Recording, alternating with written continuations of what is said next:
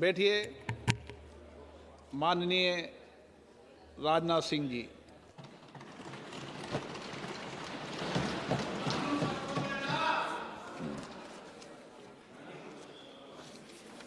अध्यक्ष महोदय, मैं आपके प्रति आभार व्यक्त करना चाहता हूं कि इतने महत्वपूर्ण विषय पर आपने मुझे विचार व्यक्त करने का अवसर दिया है। हम सभी जानते हैं कि वंदे मातरम की 150वीं वर्षगांठ भारत के राष्ट्रगीत के रूप में इस वर्ष मनाई जाएगी।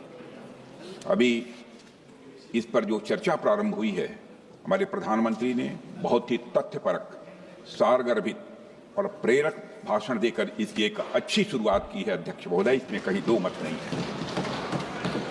यह वंदे मातरम भारत के इतिहास, वर्तमान और भविष्य के साथ जुड़ा हुआ है।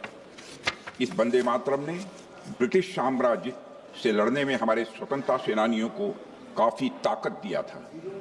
वंदे मातरम वह गीत है, अध्यक्ष महोदय, जिसके कारण सदियों से सोया हुआ यह हमारा भारत देश जाग उठा था।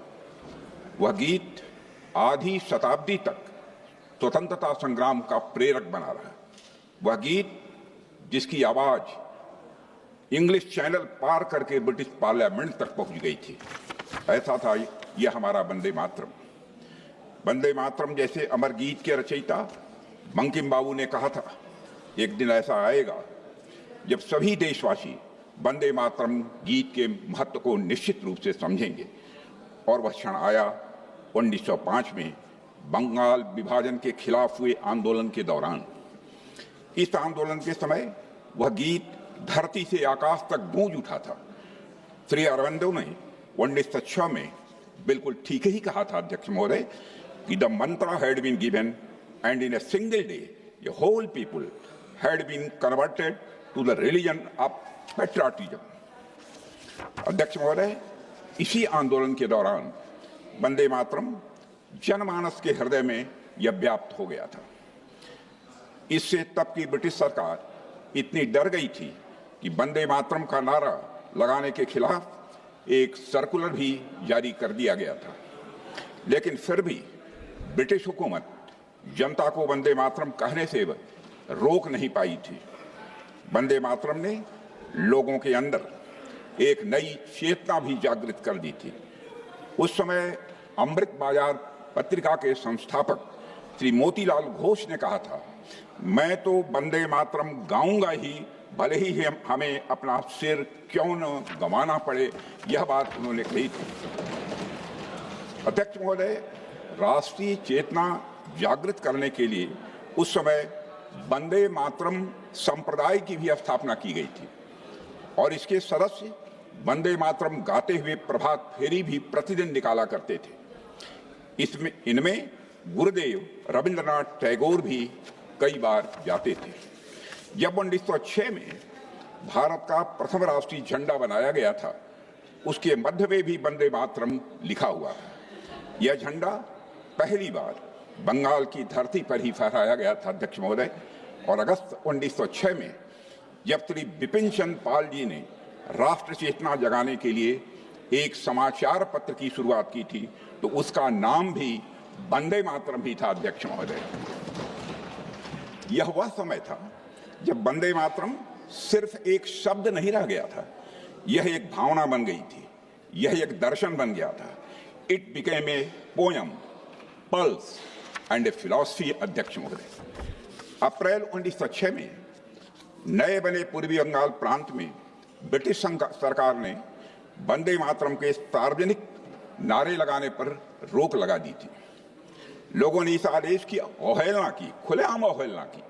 विश्वनाथ मुखर्जी ने अपनी किताब वंदे मातरम का इतिहास में इसका उल्लेख करते हुए लिखा है कि लोगों पर लाठियों की बारिश होती रही और पर जब तक उन्हें होश रहा तब तक वे वंदे मातरम का नारा ही लगाते रहे, अध्यक्ष महोदय। उस्मानिया विश्वविद्यालय में भी वंदे मातरम का नारा लगाने पर रोक लगी थी। इस आदेश को न मानने के लिए वहां के छात्र श्री रामचंद्र जी को भी जेल की सजा हुई थी। उस समय रामचंद्र जी की आयु बामुश्किल 18 साल की थी और उसके बाद 18 साल की उन्हें सजा भी दी गई थी। उन्हें वीर सावरकर जी ने वंदे मातरम रामचंद्र की उपाधि से नवाजा था। अध्यक्ष महोदय, वंदे मातरम सिर्फ बंगाल में सीमित नहीं रहा है। यह भारत में उत्तर से दक्षिण और पूरब से लेकर पश्चिम तक फैल गया था। पंजाब, तमिलनाडु, बॉम्बे प्रेसिडेंसी, सभी जगह लोग वंदे मातरम बोलने लगे थे। एक दूसरे का अभिवादन भी वंदे मातरम बोलकर करते थे। सिर्फ भारत ही नहीं, भारत के बाहर भी वंदे मातरम भारतवासियों के लिए एक मंत्र की तरह कार्य कर रहा था। लंदन, पेरिस, जेनेवा, कनाडा, सभी जगह जहां भी भारतीय थे, भारत के लोग वंदे मातरम लगातार बोलते थे। 1912 में जब श्री गोपाल कृष्ण गोखले जी दक्षिण अफ्रीका पहुंचे तो उनका स्वागत भी वंदे मातरम नारों के साथ ही वहां की जनता ने किया था। अध्यक्ष महोदय, वंदे मातरम के साथ शहीद भगत सिंह और शहीद चंद्रशेखर आजाद जी के पत्र प्रारंभ हुआ करते थे। मदन लाल ढींगरा जी का आखिरी शब्द भी वंदे मातरम था। फांसी पर जाते समय क्रांतिकारी सूर्य सेन के होठों पर भी वंदे मातरम था। खुदीराम बोस की जुबान पर भी वंदे मातरम ही था। अध्यक्ष महोदय, इसलिए वंदे मातरम सिर्फ एक गीत नहीं है, यह हमारी राष्ट्रीयता का सूत्र है, भारत की अंतर आत्मा का यह स्वर है। अध्यक्ष महोदय, आज जब हम वंदे मातरम की 1.5 शताब्दी की गौरवशाली यात्रा का उत्सव मना रहे हैं, तब यह सच स्वीकार करना पड़ेगा कि वंदे मातरम के साथ जो न्याय होना चाहिए था वह न्याय नहीं हुआ। आज आजाद भारत में राष्ट्रगान और राष्ट्रगीत को बराबर का दर्जा देने की बात की गई थी, लेकिन एक हमारी राष्ट्रीय चेतना का अभिन्न अंग बन गया, समाज और संस्कृति की मुख्य धारा में स्थान पा गया, वह हमारे राष्ट्रीय प्रतीकों में शामिल हो गया। वह गान था हमारा जन गण मन।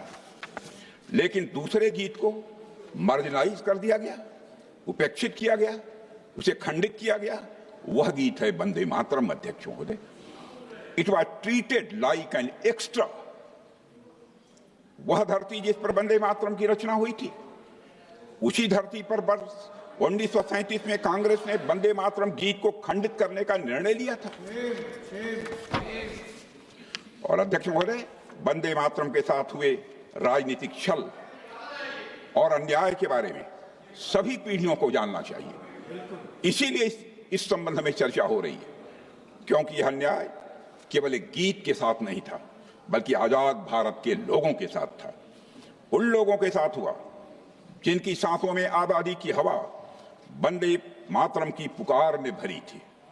अध्यक्ष महोदय, उस पुकार को सीमाओं में बांधने की कोशिश इतिहास का मैं मानता हूं कि यह बहुत बड़ा छल था।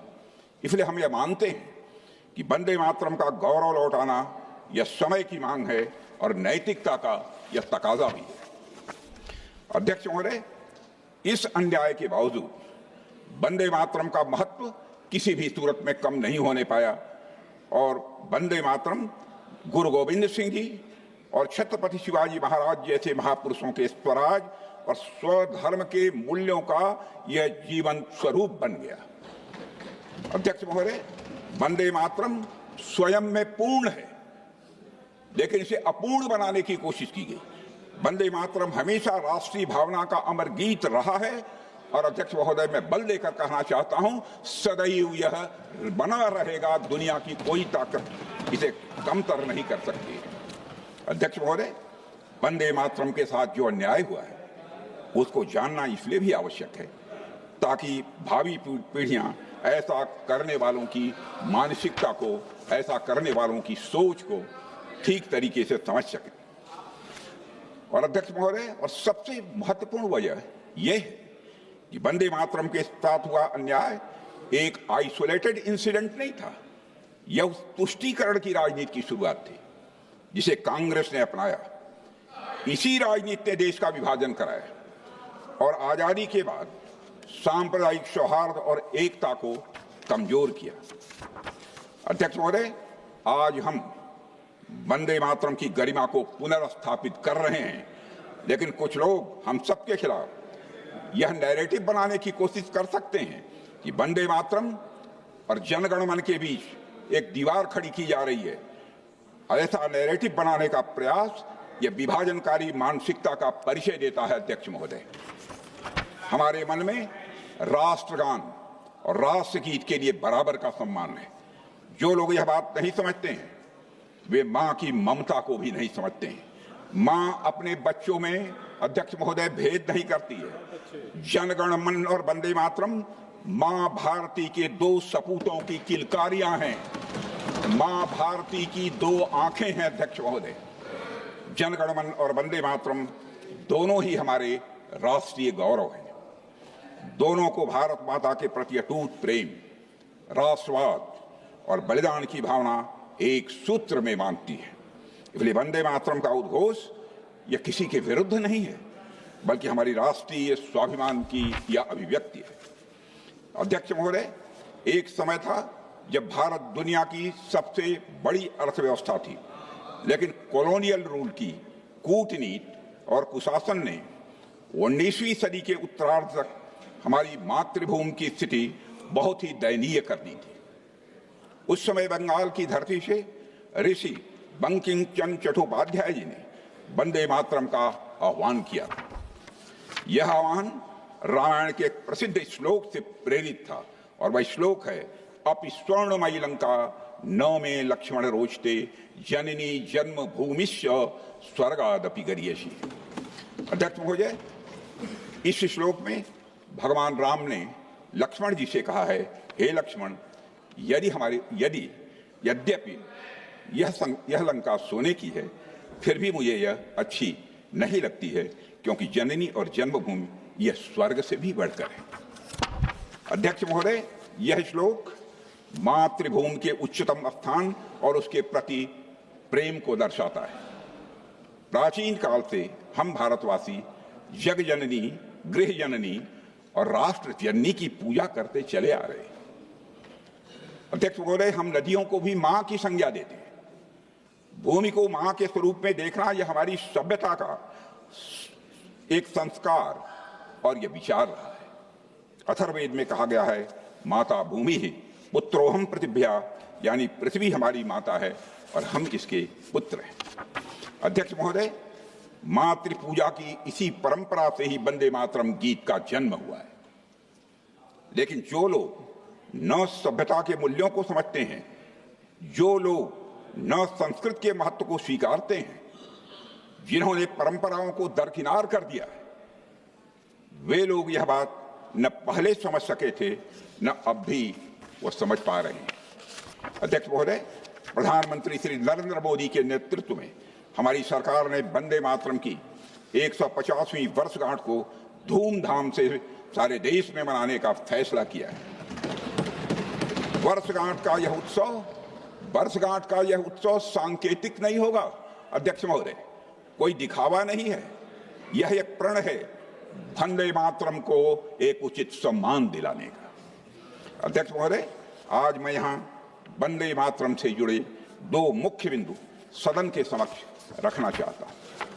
पहला यह कि भारत की आत्मा उसकी आध्यात्मिक आस्था है। यह आध्यात्मिक आस्था रिलीजन या मजहब से नहीं जुड़ी हुई है, बल्कि राष्ट्र भक्ति से जुड़ी हुई है, और यह बांटने वाली नहीं है, यह समावेशी है। अध्यक्ष महोदय, दूसरा मैसेज इसका यह है कि बंकिम चंद्र चटर्जी ने जब भारत माता की मातृभूमि के रूप में कल्पना की, तब वह कोई पॉलिटिकल कंसेप्ट नहीं था, कोई रिलीजियस कंसेप्ट नहीं था, यह कम्युनल कंसेप्ट नहीं था। इसे राजनीतिक या सांप्रदायिक रंग तो कुछ कट्टरपंथियों ने दिया है। उन्होंने इसके गाने पर आपत्तियां उठाई, और इन आपत्तियों के पीछे अंग्रेजी हुकूमत की डिवाइड एंड रूल की पॉलिसी थी। इसे दुर्भाग्य से उस समय की कांग्रेस की तुष्टीकरण की राजनीति का भी भरपूर समर्थन मिला है। अध्यक्ष महोदय, आज हमें इस गलती को पूरी तरह से सुधारना होगा, और मां भारती से जुड़े हुए हर प्रतीक के प्रति जो राजनीतिक पूर्वाग्रह है उनसे देश और समाज को अध्यक्ष महोदय हमें मुक्ति दिलानी ही होगी। अध्यक्ष महोदय, प्रारंभ में वंदे मातरम की रचना स्वतंत्र रूप से की गई थी और बाद में इसे बंकिम चंद्र चट्टोपाध्याय ने आनंद मठ उपन्यास में शामिल किया था। कुछ लोगों को आनंद मठ भी सांप्रदायिक लगा, इस कारण वंदे मातरम को भी निशाना बनाया गया। मेरी समझ में आनंद मठ और वंदे मातरम के प्रति सोच कदापि उचित नहीं ठहराई जा सकती है। अगर हम उस कालखंड में जाएं जिसे आनंद मठ चित्रित करता है तो यह स्पष्ट हो जाता है कि आनंद मठ की विषय वस्तु किसी भी मजहब या संप्रदाय के खिलाफ कदापि नहीं थी। उस समय बंगाल में अध्यक्ष महोदय भयंकर अकाल था, लोगों को अकाल का सामना करना पड़ रहा था, लोग भूखमरी के कगार पर थे। अंग्रेजों के दबाव में बंगाल का नवाब लोगों से भारी उस समय लगान की वसूली कर रहा था। आनंद मठ इस अन्याय के खिलाफ लिखा गया था। इस बात से यह साफ हो जाता है कि वंदे मातरम और आनंद मठ कभी भी इस्लाम विरोधी नहीं था। यह तो उस दौर के बंगाल के नवाब और ब्रिटिश साम्राज्यवाद के गठजोड़ के खिलाफ आम जनता की यह पुकार थी। अध्यक्ष महोदय, आनंद मठ उपन्यास में जब उसका एक पात्र भवानंद वंदे मातरम गाता है तो दूसरे पात्र महेंद्र पूछते हैं, माता कौन है? भवानंद उसे जवाब देते हैं, हम और किसी मां को नहीं मानते। जननी जन्मभूमिश्च स्वर्गादपि गरीयसी। हम जानते हैं जन्मभूमि ही जननी है, हमारी मां नहीं, पिता नहीं, बंधु नहीं, स्त्री नहीं, पुत्र नहीं, घर नहीं, मकान नहीं, हमारे लिए सिर्फ वही सुजला और सुफला है। अध्यक्ष महोदय, क्या ऐसी भावना का चित्रण करने वाला कवि और लेखक, क्या वह कम्युनल हो सकता था? अब समय आ गया है कि वंदे मातरम और उसके इतिहास का अनबायास्ड इवैल्यूएशन किया जाए। अध्यक्ष महोदय, आ गया है समय वह। अध्यक्ष महोदय, वंदे मातरम के 2 पद तो सभी ने सुने हैं, लेकिन बाकी के बारे में लोगों को ज्यादा पता नहीं है। ओरिजिनल वर्जन में से अधिकांश अर्थों को भुला दिया गया है। उन पदों में भारत की विशेषताओं को दर्शाया गया है। अब उन पदों के महत्व और अर्थ को पूरी तरह से समझने का अवसर आ गया है अध्यक्ष महोदय, और यही अवसर है। पहला पद जिसे हटाया गया उसमें बंकिम बाबू भारत माता के संदर्भ में कहते हैं, तुम ही विद्या हो, तुम ही धर्म हो, तुम ही हृदय हो, तुम ही मर्म हो, तुम ही मेरे शरीर की प्राण शक्ति हो। वंदे मातरम से इन कुछ पंक्तियों से निकालने का समर्थन करने वालों से मैं ये पूछना चाहता हूं, जिन्होंने भी निकाला, किस संदर्भ में, किस अर्थ में, किस भावना में, किस तरह और किस दृष्टि से उनको वंदे मातरम की यह सारी पंक्तियां सांप्रदायिक और राजनीतिक लगी? मैं बताता हूं उन्हें यह पंक्तियां सांप्रदायिक और राजनीतिक क्यों लगी। इसका कारण है क्योंकि वे वंदे मातरम को जिन्ना के चश्मे से देख रहे थे। इस कारण उन्हें सांप्रदायिक। अध्यक्ष महोदय, वंदे मातरम की यह पंक्ति भारत की आत्मा का परिचय है। फिर से दोहराना चाहता हूं, वंदे मातरम की यह पंक्ति भारत की आत्मा का परिचय है। यह पंक्ति हमें बताती है कि हमारा भारत एक ऐसी सभ्यता है जिसने आध्यात्मिकता को कभी दीवार नहीं बनने दिया। हमारा अध्यात्म वह सूत्र है जो तोड़ने का काम नहीं करता है, हमारा अध्यात्म जोड़ने का काम करता है। यह वह सभ्यता है जिसने कभी इस बात पर बल नहीं दिया कि सब लोग एक ही ईश्वर की पूजा करें, एक ही ग्रंथ माने और एक ही रीति रिवाज का पालन करें। बंगाली संस्कृति में रचे बसे बंकिम चंद्र चटर्जी इस बात को अच्छी तरह समझते थे। एक और पद में उन्होंने लिखा, बाहुते तुमिमा शक्ति, बाहुते तुमिमा शक्ति, हृदय तुमिमा भक्ति, यानी हे मां, तन की शक्ति भी तुम ही हो और मन की भक्ति भी तुम ही हो। लेकिन उन्होंने तुरंत स्पष्ट किया कि मां की यह भक्ति किसी मूर्ति की पूजा नहीं है। It is the reverence of A people for the land that sustains them. अध्यक्ष महोदय, इन तमाम तर्कों के बावजूद कांग्रेस के एक बड़े तबके ने अपनी तुष्टीकरण की राजनीति का खेल बंद नहीं किया। अध्यक्ष महोदय, धर्म को रिलीजन समझना और मातृ पूजा को मूर्ति पूजा के रूप में देखना अंग्रेजों की और मुस्लिम लीग की पॉलिसी हो सकती थी, क्योंकि इसमें उनका राजनीतिक स्वार्थ छिपा हुआ था। यह काम जानबूझकर उन्होंने किया। वंदे मातरम को खंडित किया गया, उसे तुष्टीकरण का शिकार बनाया गया। इससे क्या हासिल हुआ? अध्यक्ष महोदय, क्षमा करें, ये कांग्रेस की अपीजमेंट की पॉलिसी न सिर्फ पार्टीशन को रोकने में विफल रही, बल्कि मैं मानता हूं कि यह पार्टीशन का कारण भी बनी है। अध्यक्ष महोदय, अब बताओ, जहां एक और कांग्रेस ने तुष्टीकरण की राजनीति की है, वहीं हमने सबका साथ, सबका विकास, सबका विश्वास की भावना के साथ काम किया है। अध्यक्ष महोदय, आजादी के आंदोलन के दौरान ही कांग्रेस के कुछ लोगों की अपने आप को सेकुलर दिखाने की बेचैनी इतनी बढ़ चुकी थी कि भारतीय संस्कृति, भारतीय परंपरा और हमारी महान सभ्यता से जुड़ी कोई भी बात उन्हें कम्युनल दिखाई देती थी। भारतीय संस्कृति के प्रति उनकी इस पैथोलॉजिकल नफरत के कारण ही वंदे मातरम भी इसका शिकार बन गया। अध्यक्ष महोदय, मैं आज एक घटना का उल्लेख आपके समक्ष करना चाहता हूं, जिससे यह बात और पूरी तरह से स्पष्ट हो जाती है। विदेश मंत्रालय की एक उच्च स्तरीय बैठक में, जहां नेहरू जी स्वयं मौजूद थे, कॉमनवेल्थ सेक्रेटरी वाईडी गुंडेविया ने पूछा, अगर कल को कम्युनिस्ट केंद्र की सत्ता में आ जाएं तो सरकारी तंत्र का क्या होगा? नेहरू जी ने झुठलाकर जवाब दिया, कम्युनिस्ट कम्युनिस्ट। भारत के लिए खतरा कम्युनिज्म नहीं है, खतरा है तो हिंदू राइट विंग कम्युनिज्म है। और यह प्रमाण के आधार पर मैं कह सकता हूं, यह एक पुस्तक में लिखा है। कोई प्रमाण मांगेगा, दाम मांगेगा, उसका प्रमाण भी मैं दे सकता हूं। अध्यक्ष महोदय, दुर्भाग्य से नेहरू जी यह देखने के लिए जीवित नहीं रहे कि उसी राइट विंग ने हमेशा संविधान के मूल्यों के अनुरूप काम किया है। संविधान के मूल्यों की अवहेलना हमने कभी नहीं की है। और कम्युनिस्ट विचारधारा से जन्मे लेफ्ट विंग एक्सट्रीमिज्म के कारण न जाने कितनी पीढ़ियां बर्बाद हो गई। अध्यक्ष महोदय, देश के कई हिस्से विकास में देश के कई हिस्से विकास में पीछे रह गए। पहले की सरकारें नक्सलवाद या वामपंथी उग्रवाद की इस समस्या का समाधान नहीं ढूंढ पाई।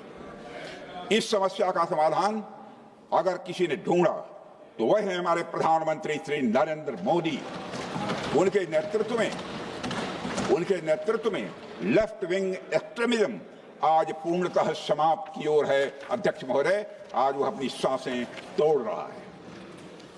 यह कितनी बड़ी विडंबना थी कि जिस कम्युनिस्ट आइडियोलॉजी ने कई देशों में सत्ता पाने के लिए हिंसा का रास्ता अपनाया, उस विचारधारा को खतरा न मानकर वसुधैव कुटुंबकम की भावना में विश्वास रखने वाली विचारधारा को खतरा माना गया। यह बात कोई रैंडम थॉट नहीं थी। अध्यक्ष महोदय, यह एक ऐसा पूर्वाग्रह था जिसने तुष्टीकरण की राजनीति को जन्म दिया। इसी तुष्टीकरण की राजनीति के कारण कुछ पड़ोसी देशों से आए अल्पसंख्यक समुदाय के शरणार्थियों को दशकों तक अपने अधिकारों से वंचित रखा गया।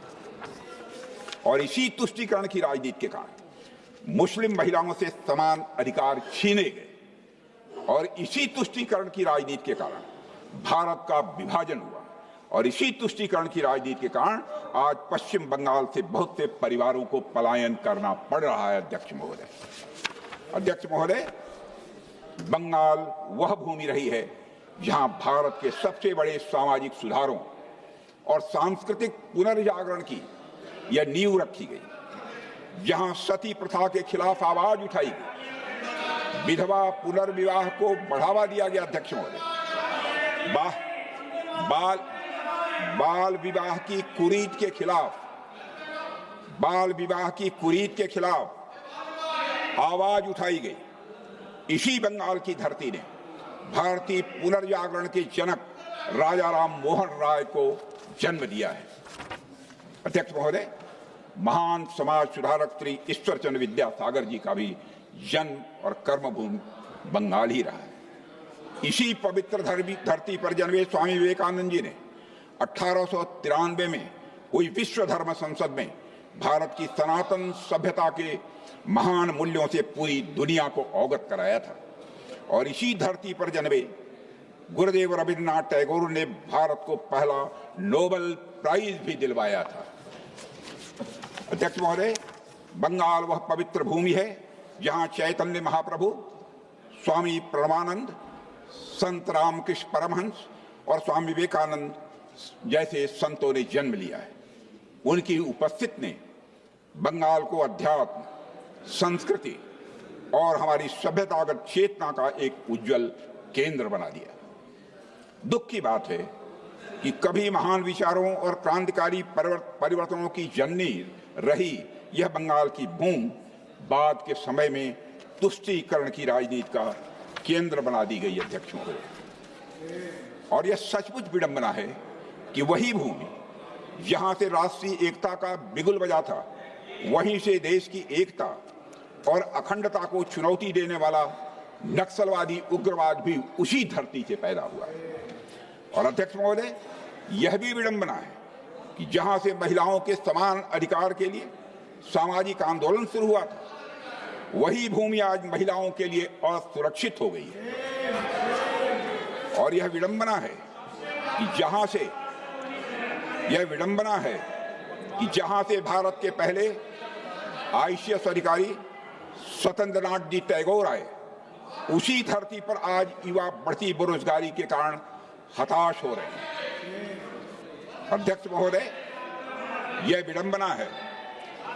विडंबना है कि वही भूमि जहां के सपूत स्वामी विवेकानंद जी ने भगवा वस्त्र पहनकर पूरी दुनिया को भारतीय सभ्यता की महानता से परिचित कराया था, आज उसी भूमि पर भगवा रंग का मजाक उड़ाया जाता है, उससे घृणा की जाती है।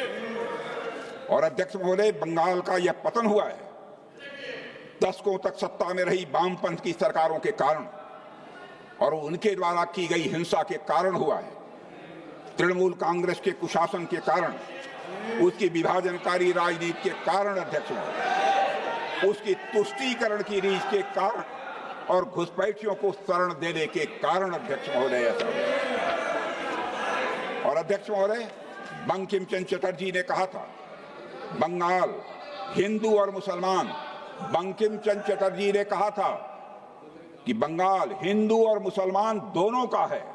बंगाल की भलाई के लिए जरूरी है कि हिंदू और मुसलमानों में एकता हो। जिस व्यक्ति के ऐसे विचार हों, क्या वे कभी सांप्रदायिक गीत लिख सकते थे? अध्यक्ष महोदय, कुछ लोगों के द्वारा वंदे मातरम में उपयोग किए गए मेटाफर्स, रूपक जिन्हें कहते हैं, को मिस इंटरप्रिटेट किया गया।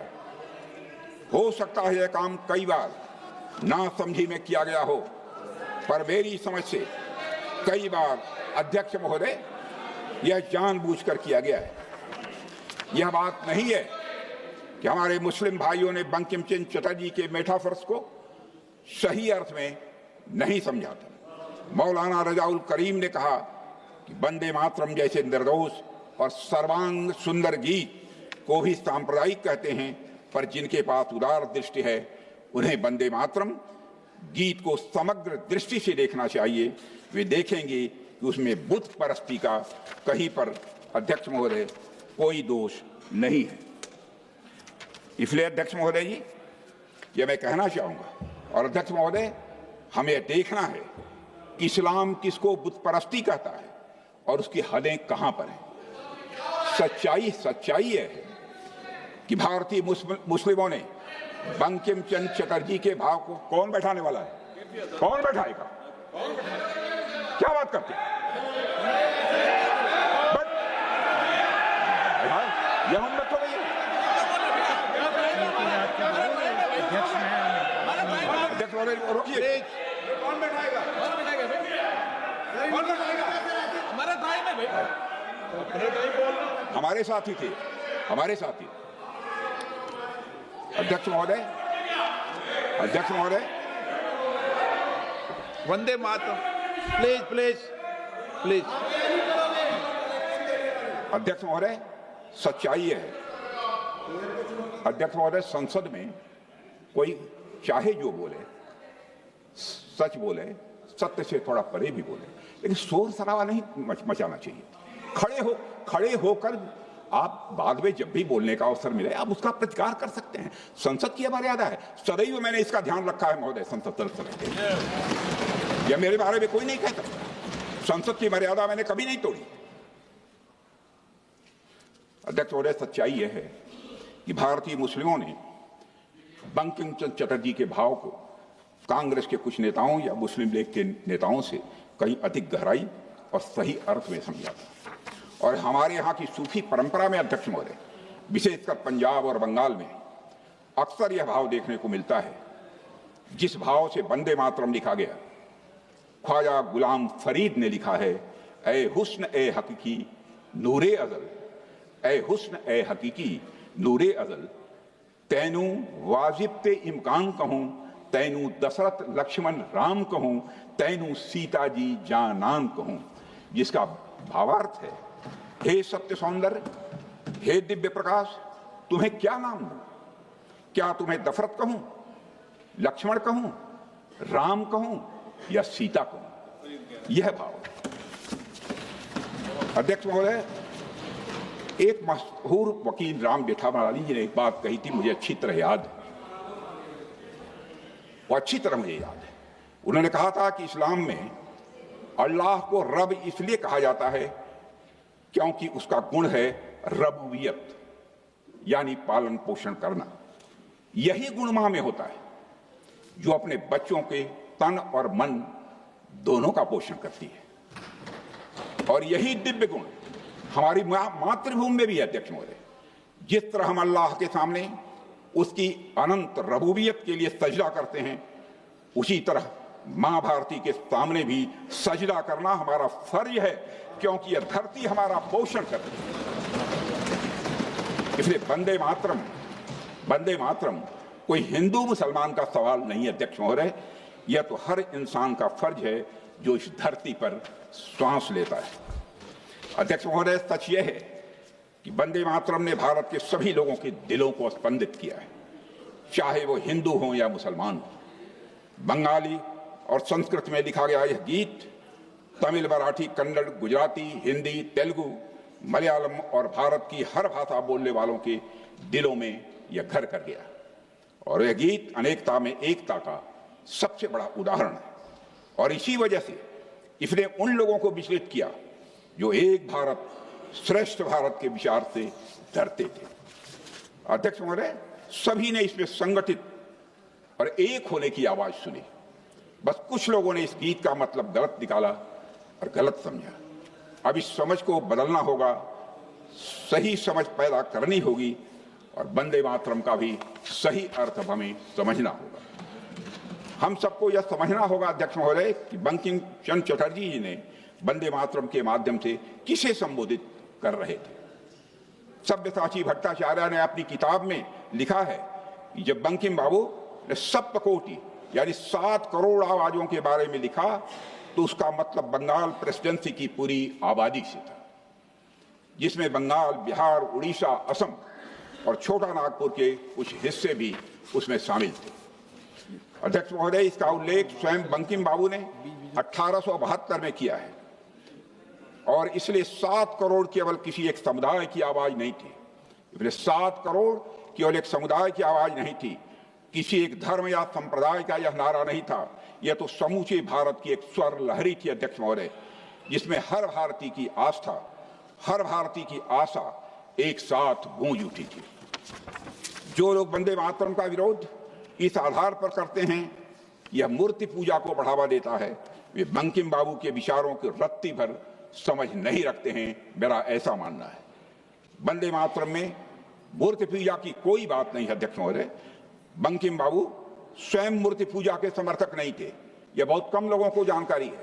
बंकिम बाबू स्वयं मूर्ति पूजा के समर्थक नहीं थे। यह बात उनके द्वारा सन 1874 में लिखे गए एक लेख से बिल्कुल साफ हो जाती है। और अध्यक्ष महोदय, बंकिम बाबू के लेखन से यह भी स्पष्ट होता है कि उनका मानना था कि भारतीय संस्कृति में भगवान की प्रतिमा यह भावगम्य है, एक सेतु है, एक माध्यम है सत्य को जानने का, माध्यम है ईश्वर के स्वरूप को समझने का। और अध्यक्ष महोदय, इसीलिए वंदे मातरम की मां भारती कोई मूर्तिमान यह देवी नहीं है, बल्कि वह एक प्रतीक है उस भावना की जिसके लिए हर भारतीय के हृदय में प्रेम है। और मैं दोहराना चाहता हूं कि ब्रिटिश शासन और कुछ कट्टरपंथियों ने शायद इस बात को नहीं समझा था या समझने का प्रयास नहीं किया था कि वंदे मातरम के मूल में है क्या। लेकिन मैं पूछना चाहता हूं कि कांग्रेस पार्टी ने इन लोगों का साथ क्यों दिया, जबकि हम लोग तब भी वंदे मातरम के साथ हुए अन्याय के विरोध में खड़े थे और आज भी हम वंदे मातरम के सम्मान के साथ किसी भी प्रकार का समझौता नहीं करेंगे। वंदे मातरम का गौरव हमारा गौरव है, हमारा गौरव ही नहीं है, हमारे पूरे भारत देश का यह गौरव है। और अध्यक्ष महोदय, स्वतंत्रता आंदोलन में महात्मा गांधी, बाल गंगाधर तिलक से लेकर राजेंद्र बाबू और डॉक्टर श्यामा प्रसाद मुखर्जी जैसे महानायक मौजूद थे जो भारत की सभ्यता और संस्कृति पर गर्व करते थे। और इसी का प्रभाव हमारे संविधान की मूल प्रति में अंकित चित्रों में दिखता है। त्रिलल लाल बोस जी के मार्गदर्शन में बने ये चित्र भारत की आत्मा को भी अध्यक्ष महोदय प्रतिबिंबित करते हैं।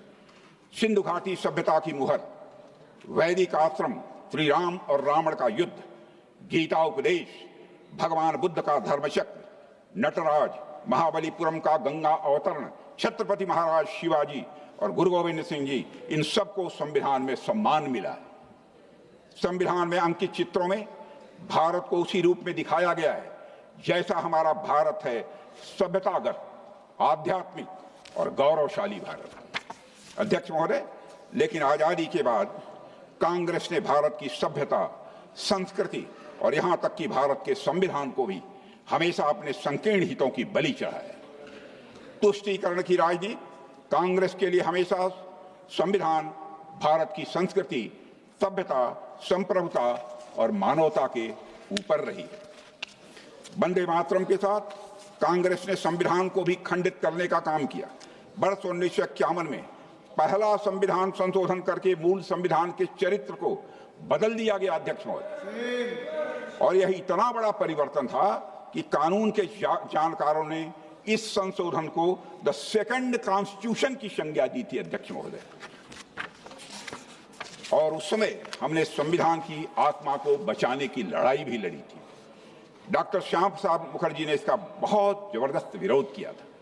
उन्होंने पंडित नेहरू से कहा था, you are treating this constitution as a scrap of paper, यानी आप इस संविधान के साथ रद्दी कागज जैसा व्यवहार कर रहे हैं। ये डॉक्टर श्यामा प्रसाद मुखर्जी ने कहा था। यही नहीं, 42वें संशोधन से भी संविधान को पूरी तरह बदल दिया गया था। संविधान की प्रस्तावना के साथ ही खिलवाड़ किया गया। ऐसे कुछ शब्द जोड़े गए, सेकुलर एंड सोशलिज्म, जिन्हें संविधान सभा ने नकार दिया था उस समय।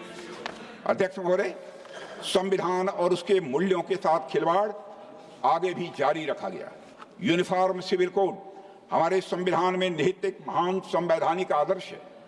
शाहबानो केस में सुप्रीम कोर्ट ने एक बहुत ही प्रगतिशील फैसला दिया था जो कि मुस्लिम महिलाओं के हक में था। अध्यक्ष महोदय, उस फैसले को उलटने के लिए जब कांग्रेस की सरकार में संसद में कानून पास किया तो यह पूरी तरह से स्पष्ट हो गया कि कांग्रेस के लिए न्याय से ज्यादा महत्वपूर्ण है वोट बैंक और तुष्टीकरण की राजनीति।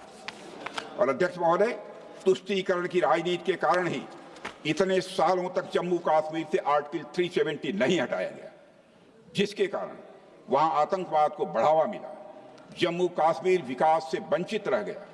इस भूल को सुधारने का काम भी यदि किसी ने किया है, हमारे प्रधानमंत्री नरेंद्र मोदी जी ने किया है। और अध्यक्ष महोदय, स्वस्थ लोकतंत्र की सबसे अहम पहचान होती है sanctity of the electoral process. सबसे अहम पहचान होती है स्वस्थ हेल्दी डेमोक्रेसी की, sanctity of the electoral process. लेकिन कंटिन्यूअस माइग्रेशन, डेथ्स और रैपिड अर्बनाइजेशन मतदाता सूचियों को डिस्टार्ट कर देते हैं।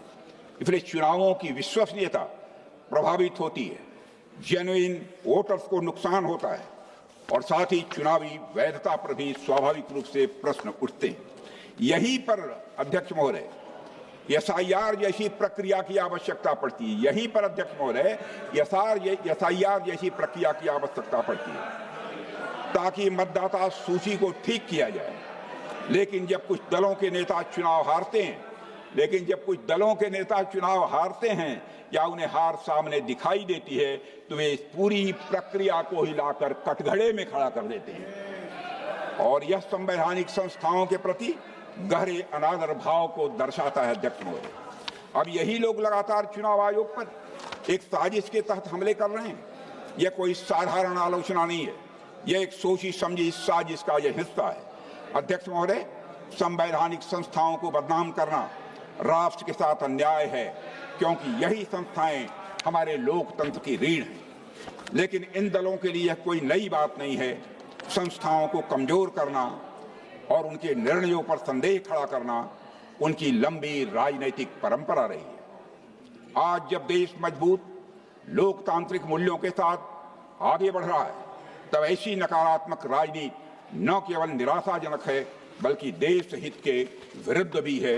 अध्यक्ष महोदय, कुछ दल अपने राजनीतिक स्वार्थ साधने के लिए सिर्फ कॉन्स्टिट्यूशंस को ही नहीं नुकसान पहुंचाया है, बल्कि अपीजमेंट पॉलिटिक्स के लिए भारत की संस्कृति को भी नीचा दिखाया है। अध्यक्ष महोदय, यह बात इतिहास के पन्नों में दर्ज है कि जब डॉक्टर राजेंद्र प्रसाद जी ने सोमनाथ मंदिर के पुनर्निर्माण और उद्घाटन में शामिल होकर सांस्कृतिक पुनर्जागरण का संदेश देना चाहा, तब कांग्रेस ने इसका कड़ा विरोध भी किया था। राम मंदिर निर्माण की मांग करोड़ों भारतीयों की आस्था की प्रतीक थी, लेकिन कुछ दलों ने न केवल वोट बैंक की राजनीति के कारण इसका निरंतर विरोध किया। सदियों के संघर्ष, एक लंबी न्यायिक लड़ाई और सुप्रीम कोर्ट के ऐतिहासिक निर्णय के बाद कहीं जाकर भगवान श्री राम के मंदिर का निर्माण हुआ है और यह केवल एक मंदिर का निर्माण नहीं है, बल्कि यह भारतीय सभ्यता के आत्मगौरव की पुनर्स्थापना भी थी। अध्यक्ष महोदय, इन सभी बातों को देखकर मैं यह कह सकता हूं कि वंदे मातरम की अस्वीकृति धार्मिक नहीं बल्कि स्ट्रेटेजिक थी। वंदे मातरम की अस्वीकृति धार्मिक नहीं बल्कि स्ट्रेटेजिक थी। जहां कुछ लोग वंदे मातरम के साथ सौतेला व्यवहार कर रहे थे, सांप्रदायिक बता रहे थे, वहीं दूसरी ओर महात्मा गांधी और डॉक्टर राजेंद्र प्रसाद जैसे नेताओं को इसमें किसी प्रकार की सांप्रदायिकता अध्यक्ष महोदय नहीं दिखी है। अध्यक्ष महोदय, महात्मा गांधी ने कहा था वंदे मातरम मेरे मन में गहराई तक बैठ गया है। इसका गायन जब मैंने पहली बार सुना तो मैं रोमांचित हो गया, यह गांधी जी ने कहा है, और इस पर मैं मोहित हो गया। उसमें मुझे केवल राष्ट्रीय भावना ही दिखाई दे रही थी। मुझे ऐसा कतई नहीं लगा कि यह गीत एक हिंदू गीत है। यह महात्मा गांधी ने कहा था, मैं नहीं कह रहा हूं। उन्होंने यह भी कहा था वंदे मातरम में कोई द्वेष भावना नहीं है, वंदे मातरम में कोई दोष नहीं है। हम अपनी मां में जो सद्गुण देखते हैं उन सारे गुणों को कवि ने भारत माता के अंदर देखा है। यह महात्मा गांधी ने कहा था। अध्यक्ष महोदय, डॉक्टर राजेंद्र बाबू ने कहा था कि जहां तक वंदे मातरम की बात है, यह मूर्ति पूजा को बढ़ावा नहीं देता। मां दुर्गा का मतलब कोई मूर्ति नहीं है, बल्कि यह उस देश का दूसरा नाम है जो हम सबको प्यारा है। मौलाना अबुल कलाम आजाद हमारी आजादी की लड़ाई के बड़े नेताओं में से एक थे। उन्होंने भी वंदे मातरम की नैरो और सेक्टेरियन इंटरप्रिटेशन को सिरे से नकार दिया था। मौलाना अबुल कलाम आजाद ने भी, उन्होंने भी वंदे मातरम गीत को बहुत गहराई से देखा था। अध्यक्ष महोदय, उन्होंने इसमें इस्लामी सिद्धांतों और वेदांत दर्शन का सुंदर मेल पाया था। उन्होंने इसमें इस्लामी सिद्धांतों और वेदांत दर्शन का एक सुंदर मेल पाया था। वेदांत कहता है सच्चाई के बहुत सारे रूप हो सकते हैं, एक ही सत्य को अलग अलग लोग अलग अलग तरीके से देखते और पूछते हैं। अध्यक्ष महोदय, दूसरा विचार इस्लाम से आता है। वहां वहदते दीन यानी सभी धर्मों की एकता की बात है। इस्लाम में भी सभी धर्मों की एकता की बात है। और सुलह कुल यानी सभी के साथ शांति और भाईचारे की बात की गई है। वंदे मातरम गीत में उन्होंने यह अद्भुत संगम, सामंजस्य और यह समानता देखी। अध्यक्ष बदरुद्दीन तैयब जी, मोहम्मद रहीमतुल्लाह सयानी, नवाब सैयद मोहम्मद बहादुर, doctor M A Ansari, Maulana Azad, इनमें से किसी ने भी वंदे मातरम का कभी भी विरोध नहीं किया है अध्यक्ष महोदय। जहां तक बात है मूर्ति पूजा की, तो मैं आज इस सदन के माध्यम से सभी देशवासियों को बताना चाहता हूं, अरबी और फारसी साहित्य में भी उम्मी कोरा, अरबी और फारसी साहित्य में भी उम्मू कोरा यानी ग्राम में जननी, उन्मुल मोमेनीन यानी विश्वास करने वालों की मां, और उम्मुल किताब यानी ग्रंथ जननी जैसे शब्द मिलते हैं। क्या इन्हें भी मूर्ति पूजा की संज्ञा दी जाएगी? क्या इन्हें भी मूर्ति पूजा की संज्ञा दी जाएगी? अध्यक्ष महोदय, वंदे मातरम को सांप्रदायिक बताकर विरोध करना ये बहाना मात्र था, असली कारण तो पूरी तरह से राजनीतिक था। अध्यक्ष महोदय, सन 1885 से लेकर 1905 तक कांग्रेस का न अपना कोई राष्ट्रीय गीत था न अपना झंडा, लेकिन अब समय आ गया है कांग्रेस गुलामी की मानसिकता को छोड़े और वंदे मातरम को इसके पूर्ण स्वरूप को स्वीकार करे। पूर्ण स्वरूप को स्वीकार करने की बात कर रहा हूं अध्यक्ष महोदय। हो सकता है देश के लोग आपको अभी भी माफ कर दें। अध्यक्ष महोदय, मैं याद दिलाना चाहता हूं, वंदे मातरम ने ब्रिटिश साम्राज्य की नींव हिला दी थी। 1905 में खुद मोतीलाल नेहरू जी ने पंडित नेहरू को लिखे एक पत्र में लिखा था, मोतीलाल जी नेहरू लिख रहे हैं, हम ब्रिटिश शासन के इतिहास की सबसे अधिक संकटपूर्ण अवधि से गुजर रहे हैं। इलाहाबाद में भी वंदे मातरम आम अभिवादन बन गया है। इलाहाबाद में भी वंदे मातरम आम अभिवादन बन गया है।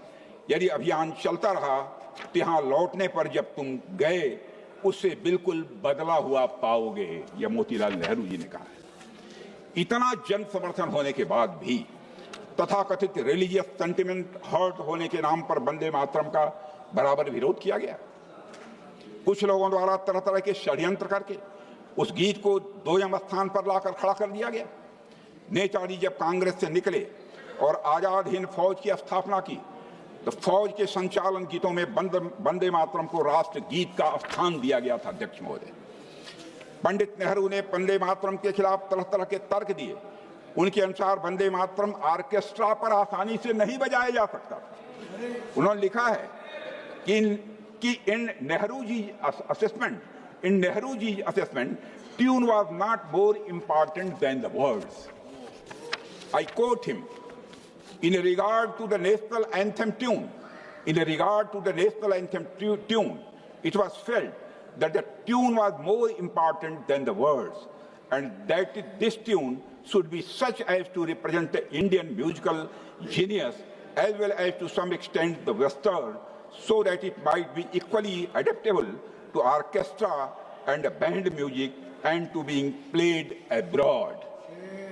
उन्होंने कहा है नेहरू जी यह भी मानते थे कि राष्ट्रीय गान का असली महत्व विदेशों में ज्यादा है, अपने देश में कम है। उन्होंने कहा था, the real significance of the national anthem is perhaps more abroad than in the home country. यह तर्क महज बहाना था।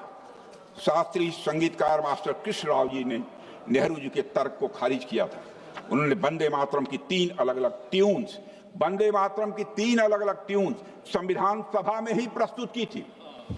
1949 में कृष्ण राव जी ने एक पत्र में लिखा है, कुछ लोग कहते हैं कि वंदे मातरम बैंड पर नहीं गाया जा सकता, किंतु मेरा पक्का विश्वास है कि यह संभव है और वह भी बड़े सुंदर ढंग से संभव है। मैं अपनी तर्ज में इसे गॉड सेव द किंग से अधिक प्रभावशाली बना सकता हूं। अध्यक्ष महोदय, और तो और स्वयं गुरुदेव रविन्द्रनाथ टैगोर ने भी बहुत पहले ही वंदे मातरम की ट्यून तैयार की थी, लेकिन पंडित नेहरू ने वंदे मातरम के खिलाफ अपना मन बना लिया था। अध्यक्ष महोदय, नेहरू जी ने कुछ लोगों का हवाला देते हुए कहा भी था कि there was not enough movement in it. जिस गीत ने फ्रीडम मूवमेंट को नई ऊर्जा दी, नेहरू जी को उस गीत में मूवमेंट ही नजर नहीं आ रहा। अध्यक्ष महोदय, यह भारत के लोगों के साथ एक भद्दा मजाक था, जहां राष्ट्र के एक प्रतीक के चुनाव के लिए शब्दों और उसके मतलब से ज्यादा इस बात को महत्व दिया गया कि विदेशी लोगों को उसकी ट्यून कैसी लगेगी। यह सोच गुलामी की मानसिकता में जकड़े हुए लोगों की हो सकती है। प्रधानमंत्री मोदी जी देश को इसी कॉलोनियल माइंडसेट से निकालने का ही प्रयास कर रहे हैं अध्यक्ष महोदय। और अध्यक्ष महोदय, 24 जनवरी 1950 को संविधान सभा ने देश का राष्ट्रगान अपनाया। संविधान सभा में राष्ट्रगान पर हुई चर्चा कुल मिलाकर 30 मिनट से भी कम चली थी। राष्ट्रगान पर चर्चा कुल मिलाकर 30 मिनट से भी कम चली थी। क्या इसका अर्थ यह था कि राष्ट्रगान अन्य मुद्दों की तुलना में कम महत्वपूर्ण था? नहीं, शायद जो लोग वंदे मातरम को राष्ट्रगान नहीं बनाना चाहते थे, उन्हें यह आभास हो गया था कि अगर चर्चा हुई तो स्वतंत्र भारत का राष्ट्रगान क्या होगा। शायद इसलिए ही इस पर ज्यादा चर्चा करना उचित नहीं समझा गया और वंदे मातरम को समान सम्मान देने की बात कही गई थी, लेकिन वास्तव में इसे दोयम दर्जा दिया गया। और अगर समान सम्मान देने का वादा किया गया था तो अध्यक्ष महोदय, क्यों उस समय की सरकारों ने वंदे मातरम को prevention of insults to national honour act में स्थान क्यों नहीं दिया गया? मैं इस सवाल का भी जवाब चाहता हूं।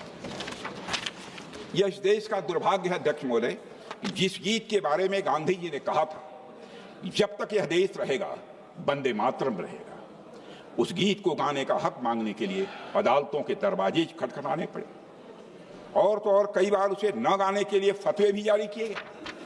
अध्यक्ष महोदय, अन्याय सिर्फ वंदे मातरम के साथ नहीं हुआ है, बल्कि बंकिम बाबू की पूरी विरासत के साथ हुआ है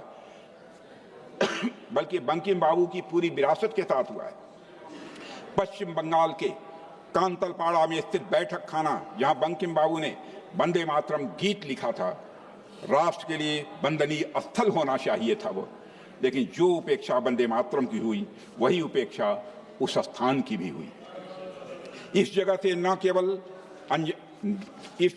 केवल लोग अनजान हैं, बल्कि इस जगह की स्थिति भी अध्यक्ष महोदय बहुत ही दयनीय हो गई। अध्यक्ष महोदय, वंदे मातरम के साथ बंगला भाषा के साथ भी अन्याय हुआ है। बंगाल और बंगला भाषा की स्थान बंकिम बाबू के साथ हुए अन्याय को हमारी सरकार ने बंगला भाषा को क्लासिकल लैंग्वेज का दर्जा देकर सही करने का प्रयास किया। और अध्यक्ष महोदय, आज हम आजाद हैं, हम दुनिया की एक बड़ी ताकत हैं और विकसित राष्ट्र बनने की राह पर हम तेजी से आगे बढ़ चले हैं। मैं आज सदन को बतलाना चाहता हूँ, 150 वर्ष पूर्व लिखे वंदे मातरम गीत में आज के भारत के उदय का मार्ग भी देखा जा सकता है। वंदे मातरम के माध्यम से बंकिम बाबू ने उत्तिष्ठ जागृत का संदेश दिया, यानी जब भारत का हर नागरिक वंदे मातरम कहेगा तभी भारत सशक्त बनेगा।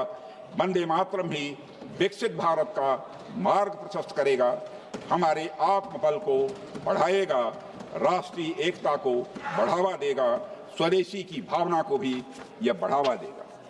अध्यक्ष महोदय, मेरा सभी सांसदों से आग्रह है कि हम सब एक साथ आएं और विचार करें कि क्या हम कॉन्स्टिट्यूशन के आर्टिकल 51A के तहत सभी नागरिकों के लिए एक नई फंडामेंटल ड्यूटी नहीं जोड़ सकते, जिसके अंतर्गत हम वंदे मातरम का वैसा ही सम्मान करें जैसा कि हम राष्ट्रगान का सम्मान करते हैं। अगर हम ऐसा करते हैं तो यह वंदे मातरम और इसके लेखक और बंगाल के महान राष्ट्रवादी चिंतक बंकिम बाबू को एक परफेक्ट ट्रिब्यूट होगी। अध्यक्ष महोदय, मैं मानता हूं। अंत में अध्यक्ष महोदय, मैं कहना चाहता हूं, वंदे मातरम हमारा गौरव है, हमारी पहचान है और हमारे संविधान की सबसे ऊंची पुकार है। वंदे मातरम मातृभूमि के प्रति वात्सल्य का अनहद नाद है। वंदे मातरम स्वतंत्रता संग्राम के उन अज्ञात और अवर्णित सैनिकों की याद है जिन्होंने अपनी मातृभूमि के लिए अपना सर्वस्व न्यौछावर कर दिया। यह उस पीड़ा को भावपूर्ण श्रद्धांजलि अध्यक्ष महोदय, जो असंख्य मत वालों ने आजादी प्राप्त करने के लिए सहा था, बर्दाश्त किया। वंदे मातरम हर उस सैनिक को हौसला देता है जो आज भी अपनी मातृभूमि के लिए हर दुश्मन का सामना कर रहा है। अध्यक्ष महोदय, वंदे मातरम हमारी एकता का भी प्रतीक है, स्वाधीनता का संकल्प है, वीरता का यह जयघोष है, त्याग का महामंत्र है और बलिदान का यह अमर गान है। वंदे मातरम वंदे मातरम हमारे गौरवशाली अतीत का स्मरण है अध्यक्ष महोदय, हमारे स्वर्णिम भविष्य का आह्वान है अध्यक्ष महोदय, और वो यह मातृभूमि का, मातृभक्ति का एक अनुपम भाव है। संस्कृति का शाश्वत प्रकाश है अध्यक्ष महोदय, सभ्यता का यह गौरव है, धर्म की रक्षा का यह संदेश है, कर्म की प्रेरणा है, शक्ति का आह्वान है, विजय का विश्वास है, अमरत्व का स्वर है, पवित्रता का स्पंदन है और आस्था का आधार है अध्यक्ष महोदय।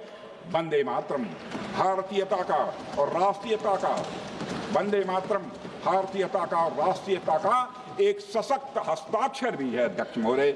इसलिए गर्व से कहो वंदे मातरम, वंदे मातरम, वंदे